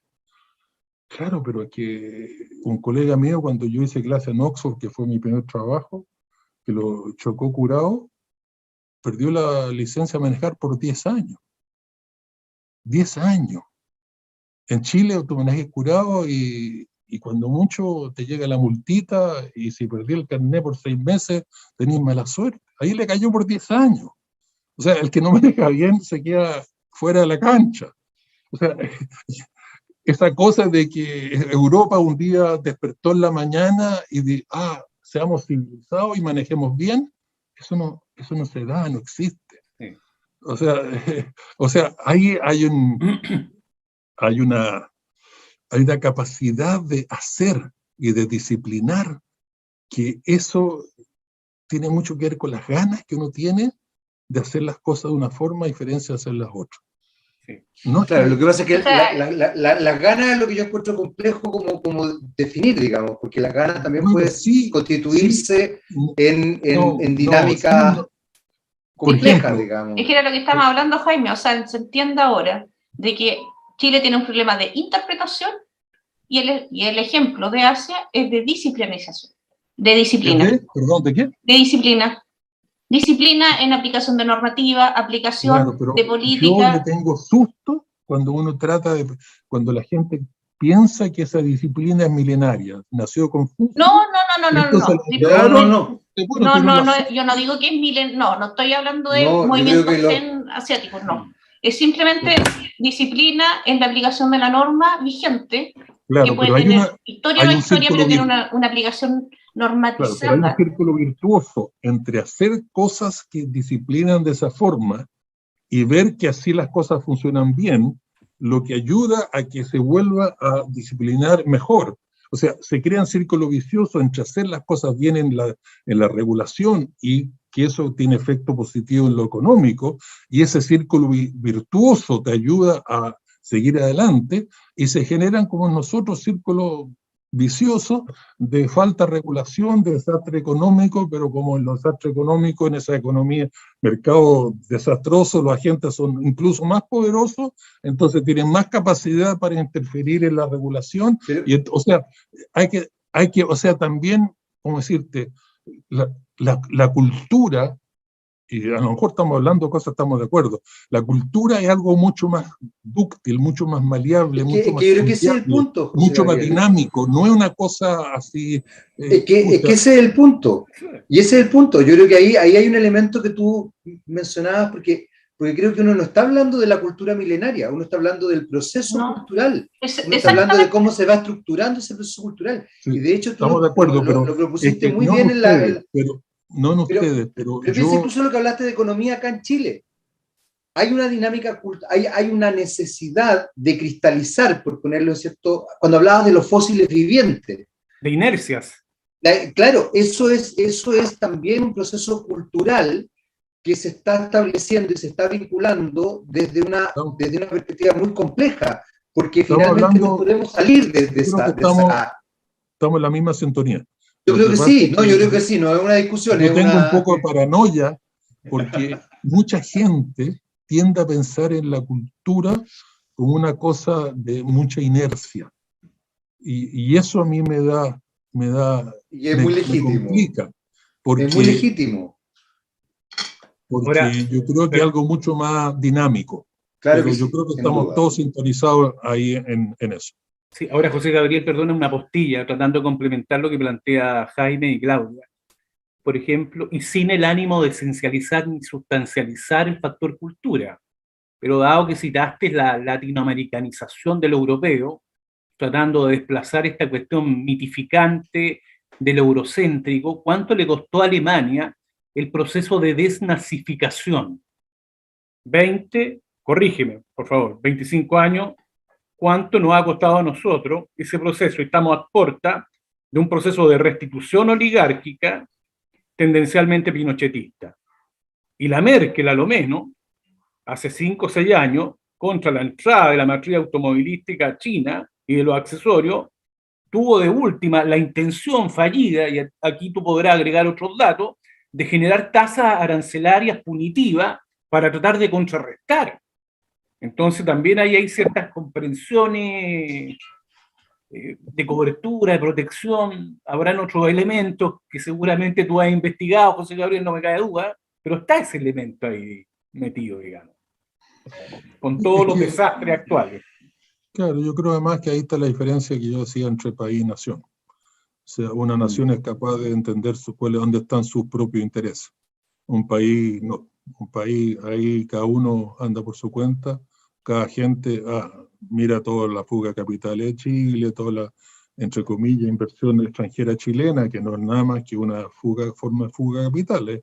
Es la élite que se dio cuenta que la cosa se complicaba y que tenía que tener una buena estrategia de salida, una buena exit strategy. O sea, claro, ahí, o sea, esa interacción entre los distintos componentes es algo. En Alemania, la Merkel no es en teoría no es socialdemócrata, pero siguió con todo el Estado socialdemócrata y de alguna forma lo profundizó. O sea, hay cosas más profundas que de acuerdo en el political settlement, de que eso no se toca. Pero en fin, mira, estas cosas abren temas infinitos, así que... Esa es la idea, José Gabriel. La idea es que la gente se quede pensando y se quede reflexionando y saque conclusiones y vaya... No cerrar la discusión. Creo que lo peor que podemos hacer en ámbitos académicos y ojalá en todos los ámbitos sociales es justamente cristalizar la discusión. Es ampliar la discusión. Sobre todo cuando estamos en proceso de creación. Porque Eso fue lo que lo trataron de hacer los neoliberales por el fin de la historia, cerrar el debate, cerrar la discusión. Eso fue muy, muy interesante, eso que lo dijiste también, porque creo que da cuenta de algo incluso concreto. Sacar la historia del currículum educacional, sacar educación cívica, sacar filosofía, sacar el pensamiento crítico. José Gabriel, ya llevamos 2 horas, queremos agradecerte el que hayas estado con nosotros el día de hoy. Queremos recordarles también a ustedes que estas conversaciones, reflexiones y desarrollo de ideas queda ahí también, ahí en nuestras páginas. Agradecer, por supuesto, a La Voz de los que Sobran, a UFRO Visión y también a la Cosa Nostra, pero sobre todo a ti, José Gabriel Palma, por habernos acompañado el día de hoy. Muchas gracias, José Gabriel. Gracias a ustedes por invitarme. Nos vemos en una próxima oportunidad. Estén muy atentos. Chao, chao. Chao, chao.